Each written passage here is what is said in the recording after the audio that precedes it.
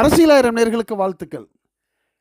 சென்னையில் 17ஆம் தேதி இந்திய யூனியன் முஸ்லீம் லீக்குடைய மாநில செயற்குழு கூட்டம் நடந்துச்சு.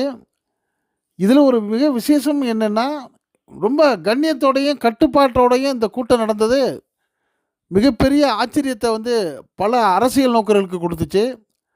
அந்த மாநில செயற்குழு கூட்டத்தில் பேசிய பெரும்பாலான மாவட்ட மாநில நிர்வாகிகள் முஸ்லீம் லீக்குக்கு அதிகப்படியான தொகுதிகளை கேட்கணும் அப்படின்னு அவர்களுடைய ஆசைகளை தங்களுக்குரிய அந்த சுறுசுறுப்போடு எடுத்து வச்சாலும், அதையெல்லாம் கேட்டுக்கொண்ட தலைவர், தேசிய தலைவராகவும் மாநில தலைவராகவும் இருக்கக்கூடிய பேராசிரியர் காதர் மொய்தீன் அவர்கள் அவர்களுடைய ஆர்வத்துக்கு அணை போட்டு கட்டுப்படுத்தி அவ்வப்போது பதில் சொல்லி அவர்களெல்லாம் ஒரு கண்ணியத்தோட கட்டுப்பாட்டோட ஒரு சூழ்நிலைக்கு வந்தார்.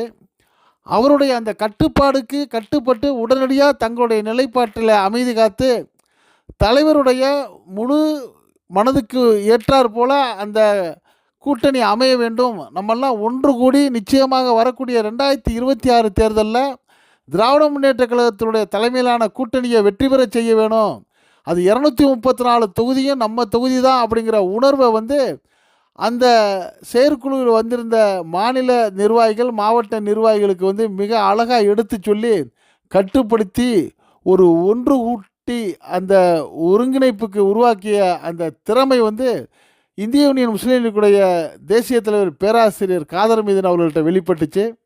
அதை இந்திய யூனியன் முஸ்லீம் லீக்குடைய தலைவர் காதர் மொய்தீன் அவர்கள் தன்னுடைய கட்சி நிர்வாகிகளுக்கும் தொண்டர்களுக்கும் ஒரு வேண்டுகோள் விடுத்திருந்தார்.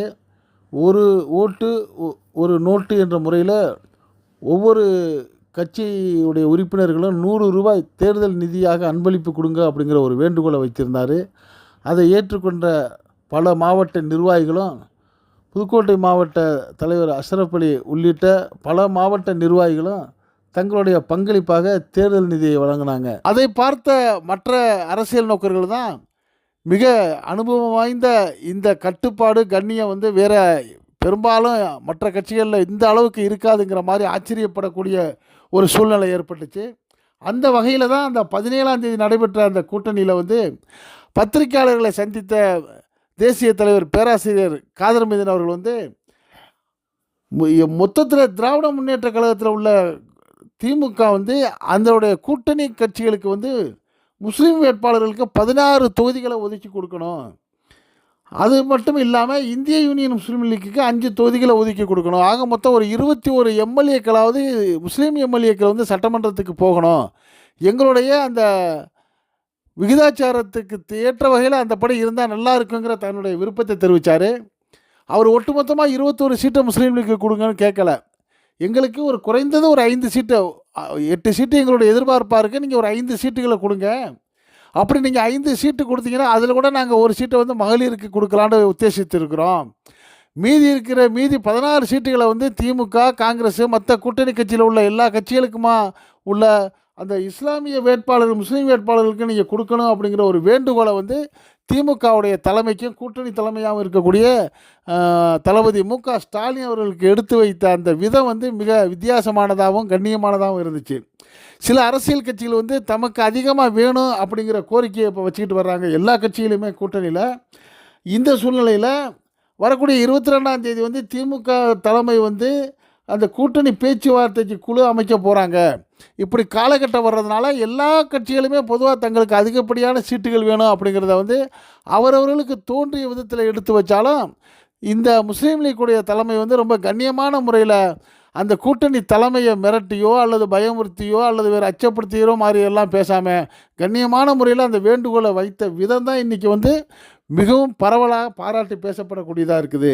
அந்த வகையில் தான் பேராசிரியர் காதர் மொய்தீன் அவர்கள் அந்த மாநில செயற்குழு கூட்டத்தில் என்ன சொன்னார், எங்களுடைய விருப்பம் இதுவாக இருக்குது, அதற்கு மேலே முடிவெடுக்க வேண்டிய நிலைமை திமுக தலைமை மு.க. ஸ்டாலின் அவர்களுடைய இதை அவர்கள் நல்லபடியாக செய்வாங்க நாங்கள் எதிர்பார்க்குறோம், அதனால் எங்களுக்கு குறைஞ்சபட்சம் நீங்கள் ஒரு 5 சீட்டுகளை கொடுங்க, அதே போல் நம்ம கூட்டணியில் உள்ள மற்ற இஸ்லாமிய கட்சிகளுக்கு நீங்கள் கண்ணியமான முறையில் நீங்கள் சீட்டு ஒதுக்கி கொடுங்க அப்படிங்கிற ஒரு வேண்டுகோளை வச்சுட்டு தன்னுடைய அந்த மாநில மாவட்ட நிர்வாகிகளுக்கு அவர் போட்ட உத்தரவு என்னென்னா, அவர்கள் எத்தனை இடங்கள் கொடுத்தாலும் நம்ம இந்த முறை திமுக தலைமையிலான அந்த கூட்டணி தமிழ்நாட்டில் வெற்றி பெறுறதுக்கு முழுமையாக கடுமையாக பாடுபடணும், 234 தொகுதியுமே நம்ம தொகுதி தான் அப்படின்னு சொல்லி நம்ம பாடுபட்டு மீண்டும் 2வது முறையாக முத்துவேல் கருணாநிதி ஸ்டாலின் அவர்கள், தளபதி மு.க. ஸ்டாலின் அவர்கள் முதலமைச்சராக வர்றதுக்கே முஸ்லீம் லீக் வந்து மிக சிறப்பாக பாடுபட வேண்டும்ங்கிற அந்த தன்னுடைய கருத்தை தெரிவித்ததோட, அப்படி பாடுபடுவீங்களா அப்படின்னு கேட்டு எல்லோரும் அப்படியே செய்வோம் என்ற